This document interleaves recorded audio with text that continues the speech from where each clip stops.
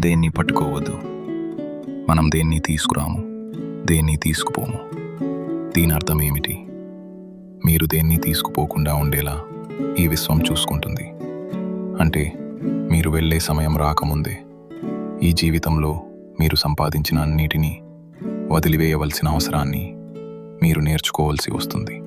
ఒకవేళ ఈ విషయం వస్తుందని మీరు తెలుసుకోకపోయినా, అర్థం చేసుకోకపోయినా, అది చాలా కష్టమైన మేల్కొలుపు. అది చాలా బాధాకరమైన అనుభవం. మీరు 70 లేదా 80 సంవత్సరాలుగా ఒకే లక్ష్యాన్ని అనుసరించి ఇప్పుడు వదిలివేయక తప్పదు అని గ్రహించడం చాలా కష్టం.